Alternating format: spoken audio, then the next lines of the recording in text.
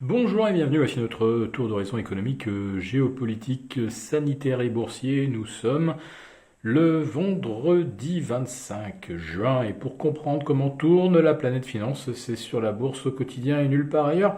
Et l'épisode du jour s'intitulera Mais où avez-vous vu écrit quelque part que la Fed doive nous dire la vérité?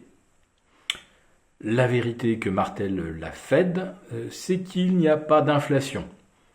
Bien, nous venons de prendre connaissance des chiffres de l'inflation core PCE, c'est-à-dire l'inflation, la vraie, celle du panier de la ménagère, et hors éléments volatiles, c'est-à-dire sans le pétrole, sans les matières premières, nous avons au mois de juin une inflation de plus 0,5%, c'est-à-dire 6% en rythme annuel. C'est le rythme le plus élevé depuis 1993. Bien. Mais la Fed connaissait ce chiffre avant qu'il paraisse. Et pourtant, depuis ce week-end, tous les membres de la Fed qui se sont exprimés ont martelé le message d'une inflation transitoire. Tout le monde sait bien que ce ne sera pas le cas.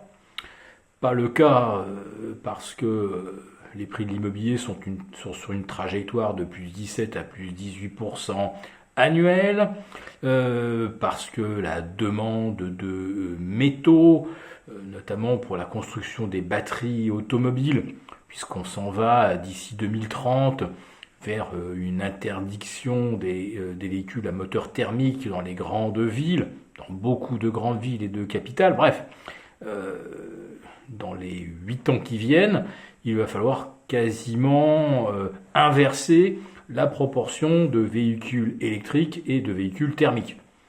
Les métaux nécessaires à la construction de centaines de millions de batteries, ces matières premières n'existent tout simplement pas, il va falloir les extraire, et encore faut-il en trouver.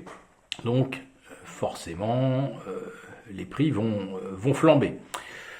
C'est un trade, d'ailleurs, que nous suivons avec une certaine fidélité depuis l'automne 2020 dans les affranchis. Bref, la question de l'inflation, elle est déjà réglée depuis longtemps.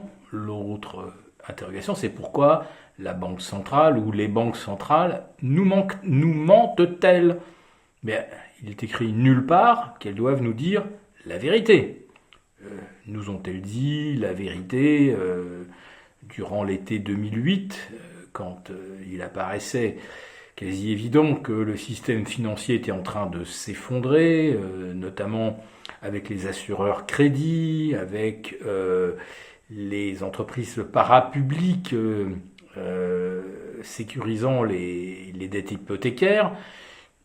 Eh bien, quand la vérité ne peut pas être dite, eh bien, la Fed ou la BCE ne la disent pas, tout simplement. Parce que, comme vous le savez, là, on rentre dans le domaine de la prophétie autoréalisatrice.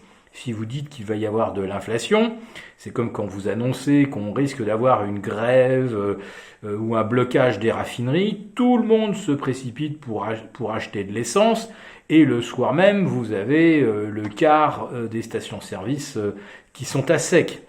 C'est un phénomène bien connu, je l'ai moi-même observé en me déplaçant aux Antilles, où les grèves dans les raffineries sont monnaie courante. Et bien systématiquement, dès que la rumeur circule, il se forme des queues de centaines de véhicules, voire parfois plus, pour se ravitailler, alors qu'en fait on s'aperçoit que le soir même, le problème est résolu et que les stations-service ne manqueront pas de carburant. C'est pas grave, entre-temps, elles sont à sec. Voilà. Donc, si les banques centrales reconnaissent effectivement que pour les 10 ans à venir, on aura de l'inflation, tout le monde va évidemment prendre ses dispositions. Ce qui compte pour la Banque centrale, c'est que les bonnes personnes prennent les bonnes décisions. Et les banques centrales ne travaillent pas pour les 99,9% de la population, elle travaille pour les 0,01% qui ont accès au robinet de liquidité de la Fed, qui sont extrêmement mobiles, qui peuvent convertir des actifs menacés par l'inflation en actifs qui le sont beaucoup moins. Et je suis en train de me poser la question, à force de lire les études des uns et des autres, si l'actif le plus anti-inflationniste aujourd'hui ne serait pas le yuan chinois.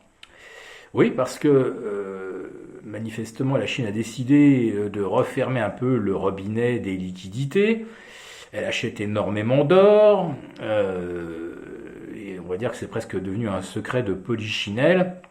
La Chine a l'intention de créer une monnaie numérique qui serait partiellement, voire largement, garantie par l'or. Et là, c'est très intéressant, parce qu'aujourd'hui, les producteurs de matières premières, si on leur dit qu'il existe une devise qui résistera à l'inflation, qui ne se dépréciera pas, ils pourraient très vite la préférer au dollar, qui lui subit une politique d'impression monétaire absolument nos limites. D'ailleurs, on vient d'apprendre que Joe Biden aurait déjà obtenu un accord bipartite pour que 580 milliards de dollars d'investissement soient consacrés donc à la rénovation des infrastructures.